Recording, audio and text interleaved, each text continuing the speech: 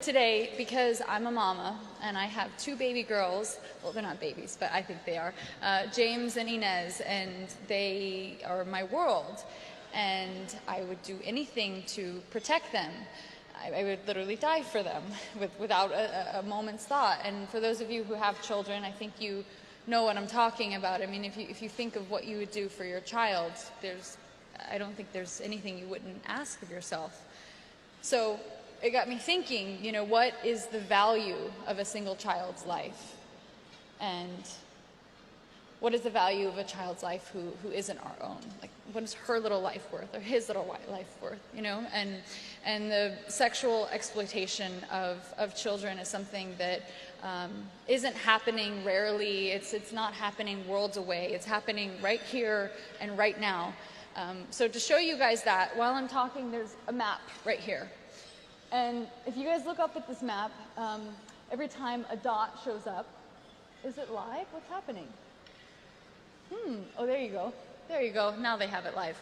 So every time a dot shows up, that is someone that's trading or viewing child pornography right now as we speak. So that's how prevalent this is. And I didn't really know what child pornography was. You know, we all sort of have an idea of it, and I was afraid to ask as a mother, you know, because it would be very painful to hear. And I felt like I had to ask, though, and I feel like I have to share it with you guys now. And it is disturbing, and I want to warn you, but I feel it's my responsibility to tell you guys, because it is the truth, and I believe if we all knew this, we would dedicate much more of ourselves to stopping it. So when I asked what child pornography entailed, yes, it's nude images of boys and girls under the age of 18. But now, because of high-speed internet, it's also videos very prominently. And videos of kids, and by kids I mean prepubescent, visibly prepubescent. And they make the distinction because of the internet and there's so much content, these pedophiles are desensitized. Because of that, the kids are getting younger, and the content is getting that much more devastating. So when this law enforcement officer told me this, I asked him how young are the young kids he's seeing, and he told me infants. And I have a 6-month-old baby. So I said, what does that mean? You know, like, what does an infant mean? And he said, with the umbilical cord still attached. I know it's so devastating to hear this, and I'm really sorry to share this, but I'm grateful that you guys are listening, because this is actually happening, and it's important that we know this and that it resonates with us, so that we think about this in our days and in our personal life. So I asked them what happens in these videos, and, you know, unspeakable things happen, but I'm, again, going to speak about them, because I feel like if these kids are experiencing this, the least that they deserve is for us to hear what is actually happening to them. So, no, it's not just touching. There is penetration. There is extreme torture and bondage. There is bestiality, which is having an animal penetrate the child or infant.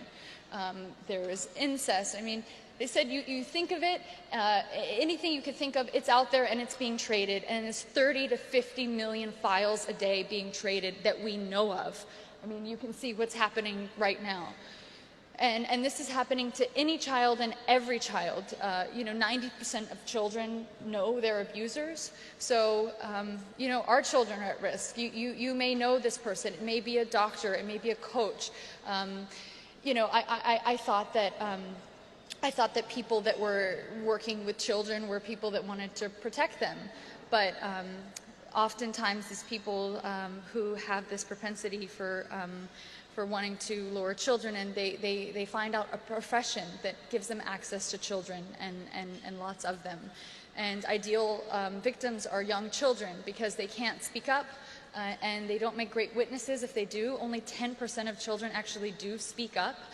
once they've been abused. So what's incredible about the Child Rescue Coalition is that they are proactive. They don't wait for these children to speak up.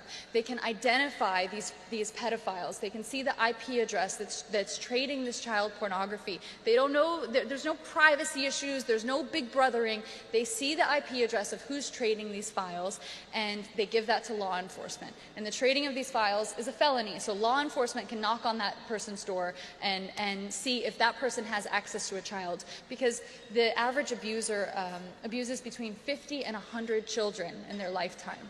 Per person, per abuser, and the average person that views child pornography, between 55 and 90% of people viewing it are actually hands-on abusers or will become abusers.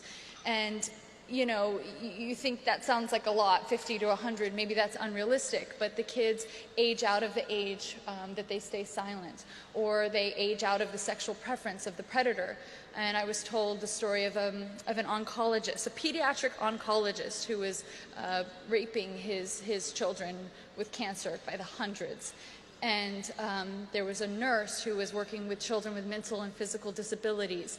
And when he was caught, they asked him how many children he abused. And he looked outside the window at the snow and said, "How many snowflakes are there outside?" So this is so prevalent, and I want you guys to know this, and I want it to resonate with you, and I want you to see that the Child Rescue Coalition in just 3 years has found 9,000 predators so far. They have saved 2,000 children.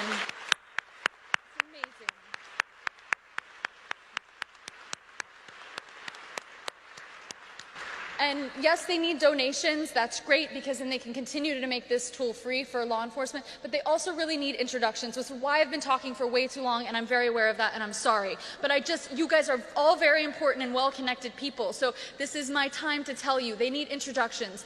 They need introductions to big companies. So for example, let's say, you know, because they have the IP address of all of these predators, they could give the IP address over to Care.com or Uber. And if that person is filing for an application to work at this company, to become a nanny or a driver, they're immediately rejected because they've traded child pornography.